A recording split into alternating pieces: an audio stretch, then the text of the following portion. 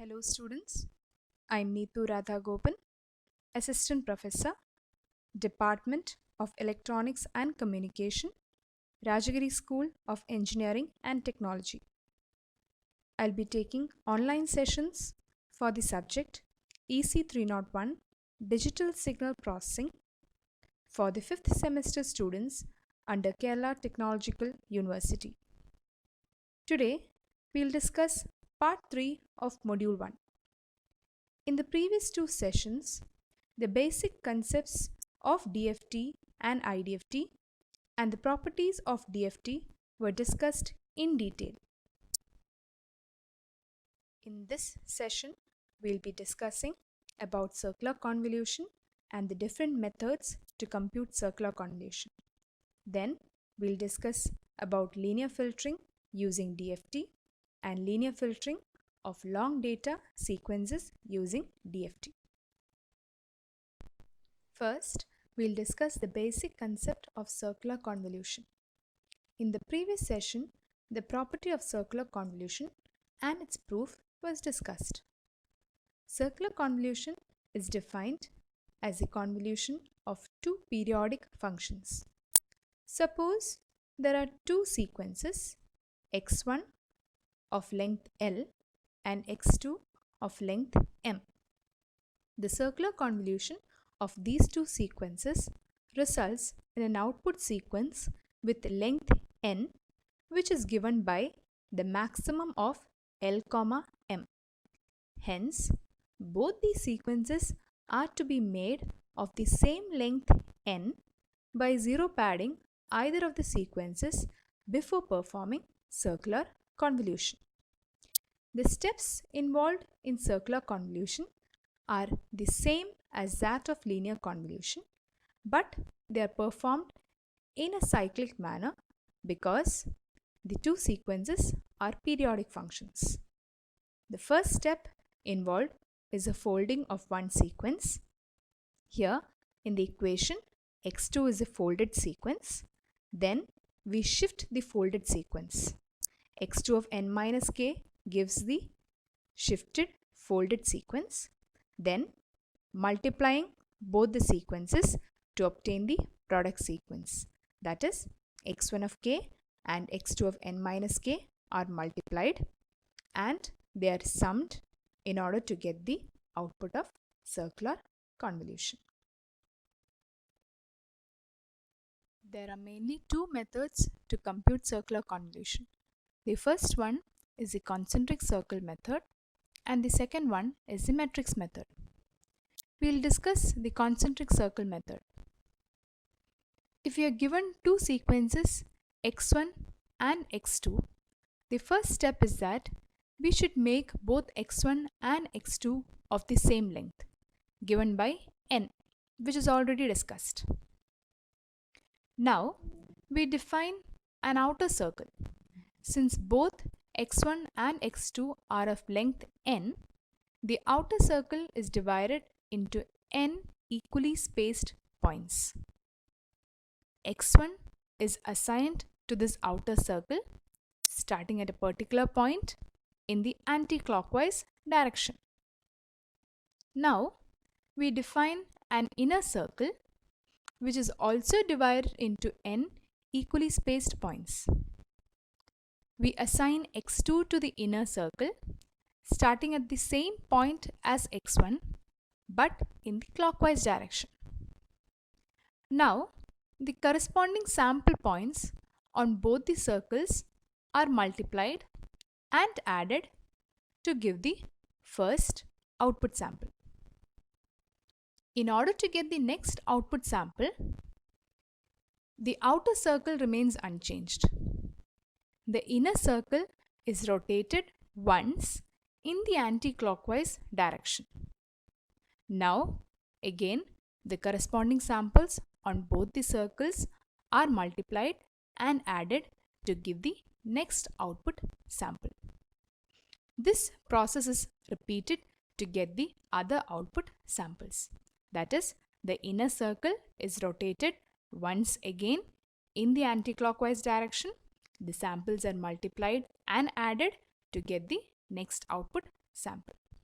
This process repeats until the inner circle reaches the initial position, so that we get the n output samples of circular convolution.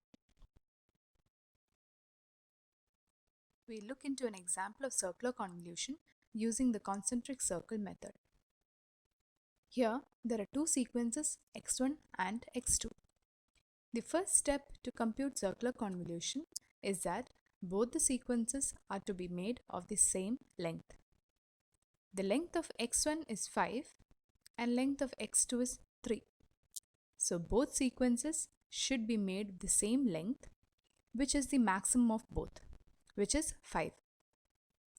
So in order to increase the length of x2 to 5, we are going to append 2 zeros to x2. Now we have our sequences x1 given by 1, -1, -2, 3 and -1, and x2 given by 1, 2, 3, 0, 0. We define an outer circle. Since x1 and x2 both are of length 5, we are going to divide the circle into 5 equally spaced points. Now x1 is assigned to the outer circle starting at a particular point in the anti-clockwise direction.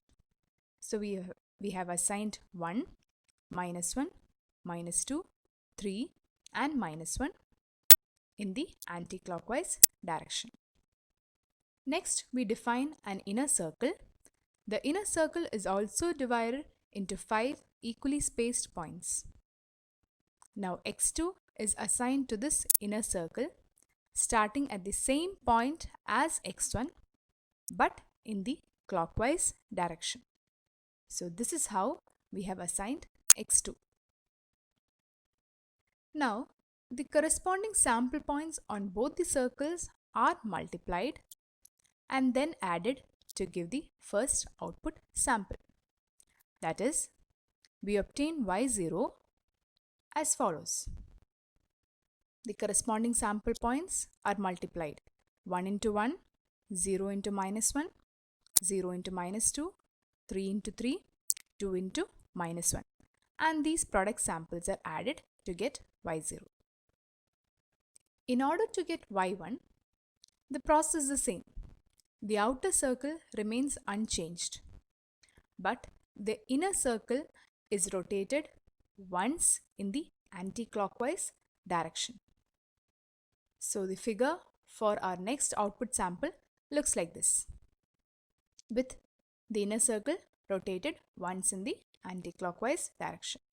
Now the corresponding samples on both the circles are again multiplied and added to give the next output sample. In order to obtain y2, again with the outer circle remaining unchanged, the inner circle is again rotated once in the anti-clockwise direction, and the corresponding sample points on both the circles are multiplied and added to get y2. In order to get y3, the same process repeated. The inner circle is rotated once more in the anti-clockwise direction, and the corresponding samples on both the circles are multiplied and added. y4 is also obtained in a similar manner. The inner circle is again rotated once more in the anti-clockwise direction, and the samples are multiplied and added to get y4. Hence, we've obtained all the 5 output samples for circular convolution, and our final result is given by yfn is equal to 8, -2, -1, -4 and -1. If we again shift the inner circle once more in the anti-clockwise direction, it returns to the original position, and the output of circular convolution will be the same of y0. Hence, after obtaining 5 samples, we stop the procedure. The second method to compute circular convolution is using the matrix multiplication method. Here, there are two sequences x1 and x2. So the first step to compute circular convolution of two sequences is that both the sequence should be made of the same length and is given by capital N, as discussed in the previous section. Now we are going to form an n by n matrix by either taking x1 or x2. Here we've used the sequence x2 to form the n by n matrix. The n by n matrix is given as follows. The first column of the n by n matrix is formed by the sequence x2. So it is given as x2 of 0, x2 of 1, etc., x2 of n minus 1, because the length of x2 is made to n.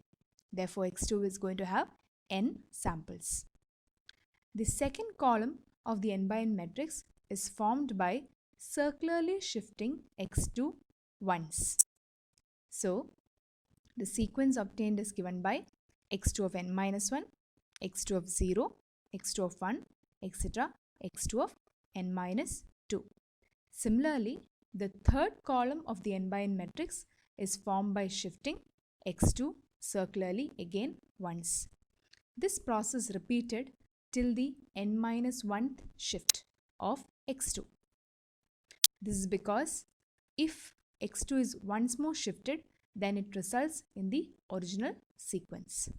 So this is how we form an n by n matrix.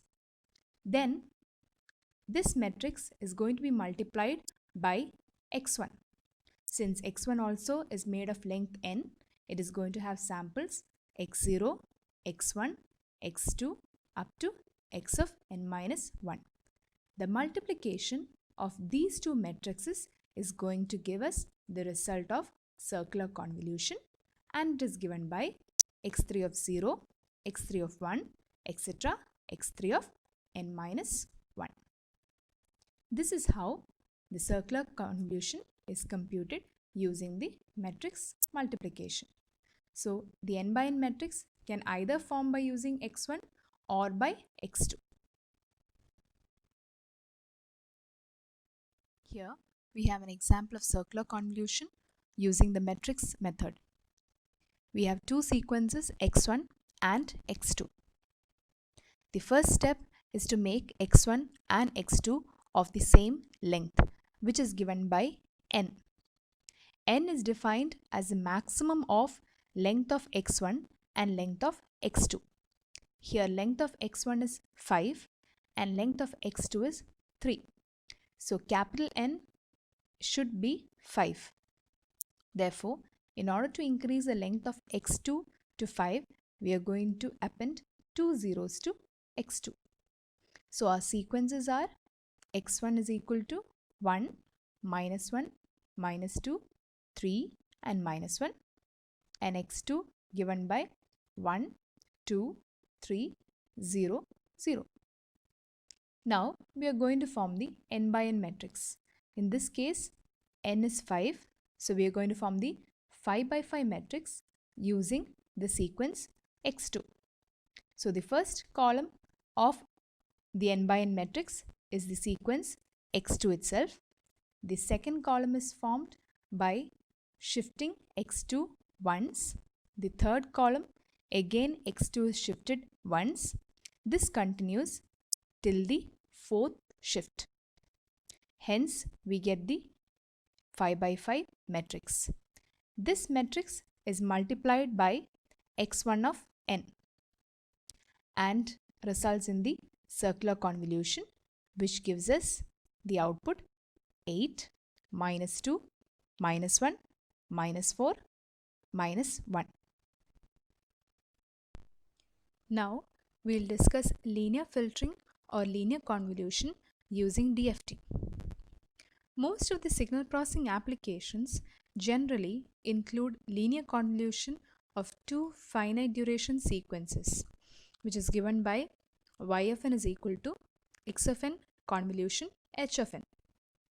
One of the sequence will be the input signal to be filtered, which is given by x of n, and the other sequence represents the impulse response of the system, which is given by h of n. We already know that linear filtering or convolution in time domain is equivalent to multiplication in the frequency domain. Now, if we represent convolution in time domain as multiplication in the frequency domain, we get y of e raised to g omega is equal to x of e raised to g omega into h of e raised to g omega, where y of e raised to g omega is the output spectrum, x of e raised to j omega is the spectrum of the input signal, and h of e raised to j omega is the frequency response of the system. So once we have y of e raised to j omega, the output of convolution y of n can be calculated by taking the inverse Fourier transform. But this has a disadvantage because y of e raised to j omega, x of e raised to j omega and h of e raised to j omega are functions of the continuous variable omega. Hence, this approach cannot be used for computations on a digital processor. But we know that since DFT is discrete, it can be used for computations on a digital processor. Recollecting the properties of DFT, the product of two DFTs is equivalent to the circular convolution of the corresponding time domain sequences.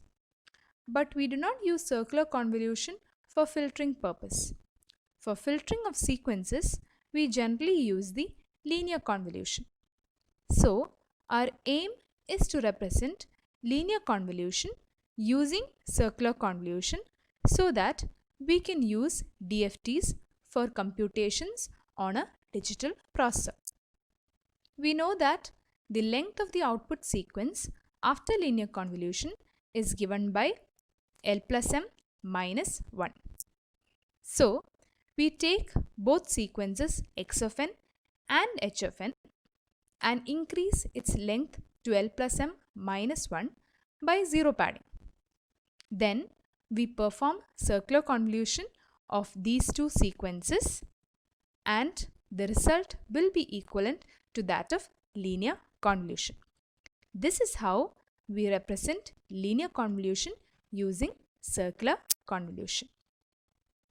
In other words, if we multiply the DFTs of these two zero-padded sequences and take the inverse, we will obtain the result of linear convolution. Next, we learn about linear filtering of long data sequences. Most of the practical applications involve filtering of long data sequences. But in the previous session, we've learned about the linear convolution using DFT. This operates on small blocks of data. Small blocks of data are taken due to the memory constraints of the digital processor. So, when there are long input sequences, the input sequence is first segmented into fixed size blocks before processing. These blocks are individually processed and the outputs are concatenated together to form the final response. This is how linear filtering of long data sequences are carried out. There are mainly two methods to perform linear filtering of long data sequences. First one is the overlap save method and the second one is the overlap add method. In overlap save method, the long data sequence is segmented into blocks each of length L. The impulse response of the filter is considered to be of length M. If we perform linear convolution of each of the blocks with the impulse response of the filter, it would result in an output sequence of length given by n is equal to L plus M minus 1. So as discussed previously, both the input sequence as well as the impulse response should be made of length n. Hence, L minus 1 zeros are appended to the impulse response such that its length is increased to n, which is given by L plus M minus 1. In the same way, the input data blocks are also increased to size n. The last m-1 points of each data blocks are saved, and these points become the first m-1 data points of the next block, followed by the L new data points. For the first data block, m-1 zeros are appended at the beginning. Now, circular convolution is performed between each block xk of n and h of n. Hence, corresponding to each xk of n, we get yk of n. Now, the total response of the filter is obtained by discarding the first m-1 samples of each output block yk of n and then concatenating the rest of the samples.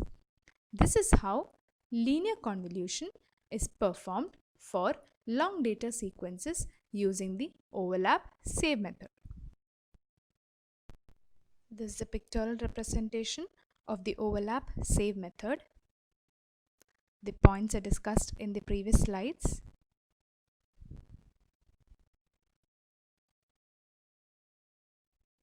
This is an example of linear convolution using the overlap save method.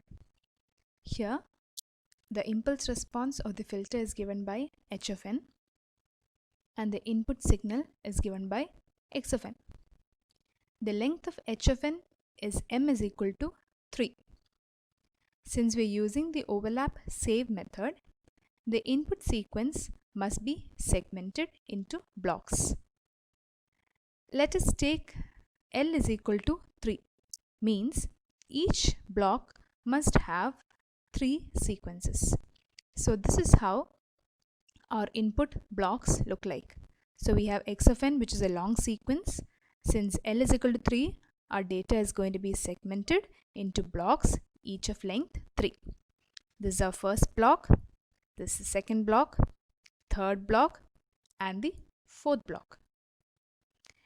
If we perform linear convolution of each block with the impulse response h of n, it would result in a sequence with length n is equal to L plus M minus 1, where L is the length of each block of input data, M is the length of the impulse response. Since both L and M is 3, n results in 5. So, in order to use overlap save method, our input blocks and the impulse response should be made of length 5. So this is how we are going to increase the length of x of n. Our first block of data is given by x1 and m-1 zeros, means 2 zeros are appended at the beginning. And then we have our original data, which is 3, minus 1, 0. In the next block x2, in order to increase the length to 5, the last 2 samples of x1 are saved and they become the first 2 samples of x2. The next 3 samples will be the original block of data, which is 1, 3, and 2. Similarly, in order to increase the length of x3 to 5, the last 2 samples of x2 are saved and they become the first 2 samples of x3, followed by the original block 0, 1, 2.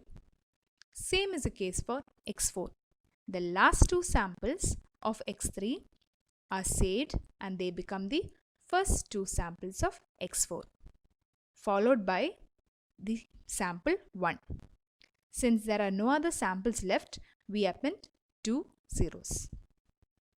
H of n is also increased to length 5 by appending 2 zeros. Now we perform circular convolution of all the data sequences with h of n. Since we have 4 data sequences x1, x2, x3 and x4, we are going to have 4 output sequences, namely y1, y2, y3 and y4, which are given as follows. y1 is the circular convolution of x1 and h of n. y2 is the circular convolution of x2 and h of n. Similarly, y3 and y4. Circular convolution can be performed by using either the concentric circle method or the matrix method. So the results of y1, y2, y3 and y4 are as follows. In order to get the final result of linear convolution, from each of the output sequences, the first m-1 data points are discarded. Here m was the length of the impulse response, which is 3. So m-1 becomes 2. So the first 2 data points of all the output sequences are discarded. The remaining samples are concatenated and forms y of n, which is the output of the linear convolution. The next method used for linear filtering of long data sequences is called the overlap add method. In the overlap add method, the long data sequence is first segmented into blocks each of size L. The impulse response of the filter is considered to be of length m. If we perform linear convolution of each data block with the impulse response, then it results in an output sequence of length n is equal to L plus m minus 1. So as discussed previously, both the input as well as the impulse response should be made of size n. Hence, L minus 1 zeros are appended to the impulse response such that its length is increased to L plus m minus 1.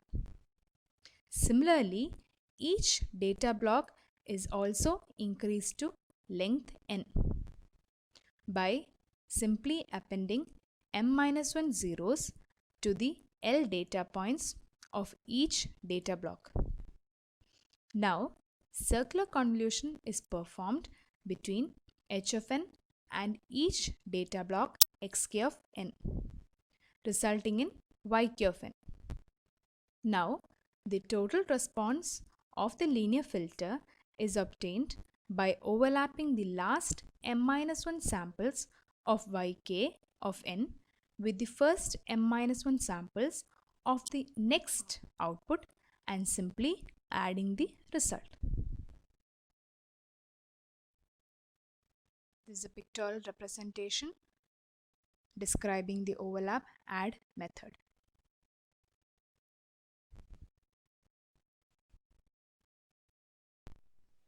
We will look into an example of linear convolution using the overlap add method.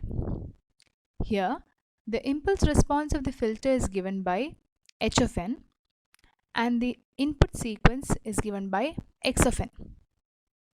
The length of the impulse response is m is equal to 3. Since we are using overlap add method, the input sequence must be segmented into blocks of length L.